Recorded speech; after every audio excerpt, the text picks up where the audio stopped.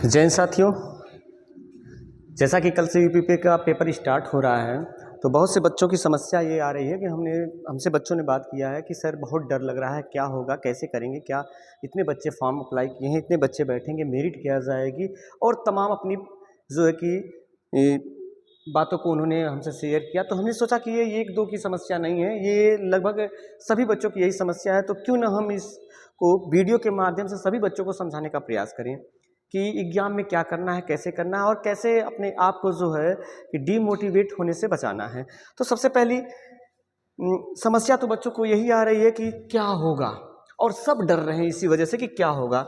तो डरने की कोई बात नहीं है, क्योंकि एक दो का ये डर नहीं है, ये तो सभी लोगों का यही डर है कि क्या होगा। और ये हमेशा एग्जाम में ऐसा होता भी है। तो जिसने इस सिचुएशन को हैंडल कर लिया, इस डर को जीत लिया, वह सिकंदर कहलाता है। तो बात तो हम करते हैं कि करना क्या है।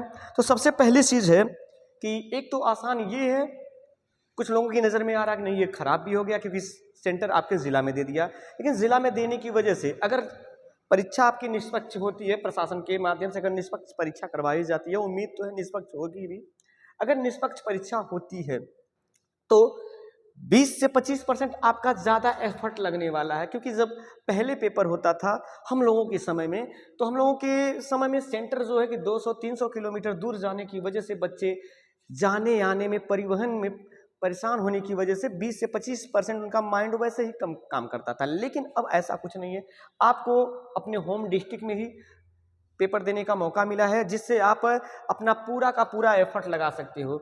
और जो अब तक आप पढ़े हो, चाहे ऑफलाइन के माध्यम से, चाहे ऑनलाइन के माध्यम से, या सेल्फ स्टडी की हो, पूरा अपना एफर्ट इसमें दिखा देना है। ये आखिरी मौका है आपके और आपके परिवार, आपके समाज और आपसे जुड़े सभी लोगों को जो है कि आगे बढ़ने का, एक नई दिशा प्रदान करने का आपको ये सुनहरा मौका मिला है। अगर आप इस एग्जाम को क्रैक कर लेते हैं तो आपकी लाइफ ही नहीं संवरेगी, आपके पूरे परिवार की लाइफ संवर जाएगी, आने वाली एक दो पीढ़ियों की जिंदगी संवर सकती है। क्योंकि आज के ज़माने में नौकरी बहुत महत्वपूर्ण हो गई है और समाज में ऐसे लोगों को वरीयता बहुत ज़्यादा मिलती, प्राथमिकता बहुत ज़्यादा दी जाती है। तो हम बात करते हैं सीधा, ज़्यादा बकैती न करके, कि करना क्या है एग्जाम में, हमारी स्ट्रेटजी क्या होनी चाहिए। तो एग्जाम में करना कुछ नहीं है, सीधी अगर आप 100+ क्वेश्चन कर लेते हो तो आप सुरक्षित जोन में हो, कोई घबराने की बात नहीं है। लेकिन अगर आप कहीं बहुत कम 60 या 70 क्वेश्चन करते हो तो फिर ये थोड़ा सा सोचनीय बात होगी, सोचने योग्य है। अब करना क्या है, अगर मान लेते हैं आपने 50 क्वेश्चन ही अटेम्प्ट किया, 60 क्वेश्चन ही किया। बहुत से बच्चों की सबसे बड़ी समस्या यही है कि सर हम जब भी प्रैक्टिस कर रहे हैं तो हमारे 50 से 60 क्वेश्चन केवल हो रहे हैं। तो जो अगर मान लीजिए आप 50 क्वेश्चन कर रहे हो सही और 100 क्वेश्चन आपसे छूट जा रहा, तो इन 50 क्वेश्चन से सिलेक्शन नहीं होने वाला भाई, ये 50 क्वेश्चन आपको सिलेक्शन नहीं देंगे। अब करना क्या है, वैसे भी कुछ हासिल नहीं होने वाला, तो अब मजबूरी है तुक्का लगाना। तुक्का क्यों लगाएंगे, ये क्यों जरूरी है, क्योंकि ये जो है ज्ञान 1/4 नेगेटिव मार्किंग वाला है। अर्थात 4 क्वेश्चन अगर आप रैंक करते हो तो आपका एक सही क्वेश्चन भी कटेगा, एक सही क्वेश्चन भी कटेगा। तो अगर मान लो आपने सब क्वेश्चन को तुक्का लगाया भी और 30 क्वेश्चन ही सिर्फ आपके सही हुए और 70 क्वेश्चन आपके गलत हो गए, ये गलत हो गए, तो भी आपके इसकी वजह से आपको केवल 35 नंबर आपका निगेटिव होगा, आपका 35 नंबर कटेगा, जबकि 30 सही होने की वजह से आपको 60 नंबर मिलेंगे। इस हिसाब से देखा जाए तो आप फिर भी 25 नंबर प्लस ही जा रहे हैं, तो आपका बेनिफिट इसमें दिखता हुआ लग रहा है। तो हम तो यही कहेंगे कि उन बच्चों को जिनका 50, 60, 70 जा रहा है अब तक, तो वो जो है कि तुक्का लगाएं।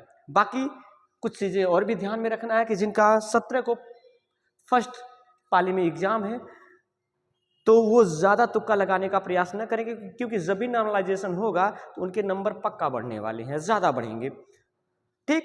और जिनका सेकेंड पाली में एग्जाम है वो फर्स्ट पाली का एनालिसिस या क्वेश्चन पेपर देख के ही जाएं, क्योंकि उसी पे 99% क्वेश्चन आपके मिलने वाले हैं, 99% मेथड पे ही मिलने वाले हैं। जैसे रीजनिंग हो गया, मैथ हो गया, और रीजनिंग एक ऐसा सब्जेक्ट है जिससे आपके लगभग 56 क्वेश्चन पूछे जाएंगे और 56 क्वेश्चन का मतलब है कि आपके 112 नंबर का ये पेपर है।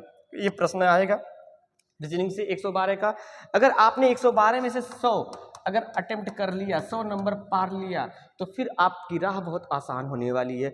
और जितने भी सेकंड शिफ्ट वाले बच्चे हैं उनके भी पेपर संभवतः जितने भी आएंगे फर्स्ट शिफ्ट के क्वेश्चन पे ही आधारित होंगे, केवल डिजिट चेंज कर दिए जाएंगे। उम्मीद है कम से कम इस 56 में से 45 से 50 क्वेश्चन ऐसे ही देखने को मिलने वाले हैं। और करना क्या है, जैसे ही पेपर आपको मिलता है सबसे पहले तो निर्देश पहले से ही दे दिया गया कि वो मार्कशीट में कैसे कैसे क्या फिलअप करना। ऐसे नहीं कि ज़्यादा टीचर का वेट करें कि सर ये इसमें क्या भरा जाएगा, उसमें क्या भरा जाएगा, ज़्यादा परेशान न हो, अपने वो मार्कशीट पहले से भर के रेडी रखें। वो मार्कशीट भरने के बाद जैसे ही पेपर आपको मिलता है, और पेपर में सबसे पहले आप हिंदी और रीजनिंग को भी हाथ नहीं लगाना, सबसे पहले हिंदी और जीएस कर लें। 20 से 25 मिनट में आप हिंदी और जीएस जो आएगा आप कर सकते हैं, नहीं आएगा तो आप छोड़ दीजिएगा। अगर मान लीजिए आप हिंदी और जीएस से मिला के 40 क्वेश्चन कर लेते हैं, 45 क्वेश्चन कर लेते हैं, और उसको आप मार्कशीट में चाहे तो फिलअप भी कर लें। जैसे ही आप 45 क्वेश्चन 50 क्वेश्चन फिलअप कर लेंगे आपका कॉन्फिडेंस बढ़ जाएगा, और जैसे ही कॉन्फिडेंस बढ़ जाएगा तो आपका कैलकुलेशन में मिस्टेक नहीं होने वाला। नहीं तो अंत के 10 से 15 मिनट में जब आप कैलकुलेशन करते हो तो सारी चीज़ें जो भी याद भी रहती है वो भूलने लगती। कैलकुलेशन में कहीं पे हासिल छोड़ देते हो, कहीं पे मल्टीप्लाई में गलती हो जाता, तमाम जगह आप गलती करने लगते हो। और एक चीज़ और करना है आपको कि जैसे ही आप इन सबको कर लेते हो, सीधा आपको रीजनिंग पे हाथ लगाना, और रीजनिंग जितना ज़्यादा करोगे उतना ज़्यादा आपके अंक बढ़ने वाले हैं। और रीजनिंग के बाद आप मैथ को भी ध्यान देंगे। और एक चीज़ और है कि लास्ट में बच्चे कुछ गलती ये करते हैं कि पहले पूरा पेपर सॉल्व कर लेते हैं, उसके बाद वो मार्कशीट भरने की गलती करते हैं। और कभी कभी ये होता है कि जल्दीबाजी में पहले का ए भरने की जगह दूसरे का ए, तीसरे का ए भर देते हैं, और इस तरह भरने की वजह से सीरियल में 2-3 क्वेश्चन गलत हो जाते हैं। तो आपको करना क्या है, आप अपने साथ चाहें तो एक पेंसिल ले जा सकते हैं। अगर पेंसिल उपलब्ध नहीं है तो आप जो भी क्वेश्चन है, जो भी सही उसका ए बी सी जो भी है, तो वहाँ पे हल्का सा टिक लगा दें उस मार्कशीट में। आपको बाद में पेपर उठाने की जरूरत नहीं पड़ेगी, आपको मालूम है कि हमें इस गोले को भरना है। तो इस तरह से आप अपने समय को भी बचा सकते हैं।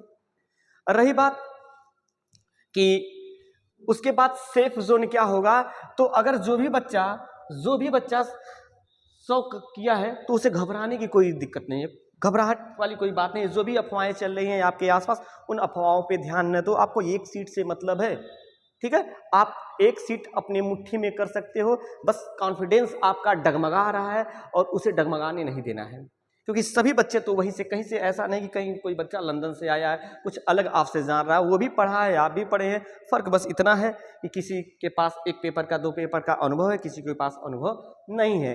तो लेकिन जो आप देख रहे हैं कि घबराहट आपकी आ रही है कि 50 लाख बच्चे फॉर्म अप्लाई किए हैं, तो ये 50 लाख आपको केवल दिख रहे हैं गिनती के, वास्तव में आपके 5 लाख बच्चे के आसपास फाइट है आपकी 5 लाख बच्चों से, क्योंकि ये पढ़ने वाले हैं।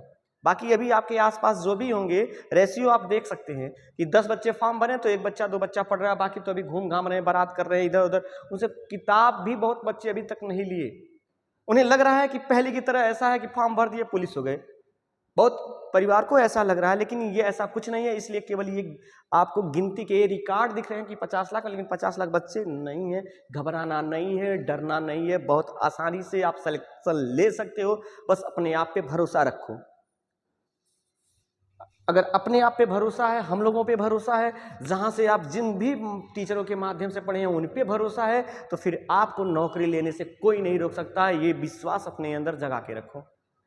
आने वाला कल आपका सुनहरा होने वाला है, आपका भविष्य आपका वेट कर रहा है। आपके माता पिता और आपके गुरुजन आपसे बड़ी उम्मीद लगाए हैं, और उस उम्मीद पे आपको खरा उतरना है। बस एक काम करना है कि आपके ज़िला में सेंटर होने की वजह से लापरवाही नहीं करना, और सेंटर पे समय से पहले पहुंचना। ये न रहे कि ट्रैफिक में फंस जाएं और 2 मिनट एग्जाम सेंटर पे लेट पहुंचे और आप परीक्षा से ही वंचित हो जाएं। तो इस सब चीज़ों का ध्यान देना है और घबराना नहीं है। और हम तो यही उम्मीद करते हैं, हम उम्मीद नहीं, हमारी पूरी टीम, पूरी कलाम एकेडमी परिवार, पूरी यूट्यूब फैमिली आपका सपोर्ट कर रही है, आप से उम्मीद लगाई है कि आप इस एग्ज़ाम में अपना बेहतर परफॉर्मेंस करें, ताकि आपकी ज़िंदगी संवर जाए। बस इन्हीं सब बातों के साथ मैं जो है कि अपनी वाणी को विराम देता हूँ और जो है कि कोशिश करता हूँ कि आप एग्जाम के बाद लौटें तो आपके अंदर ये कॉन्फिडेंस हो कि हाँ सिलेक्शन तो मेरा होने वाला है। बाकी मिलते हैं अगली वीडियो में, तब तक के लिए जय हिंद।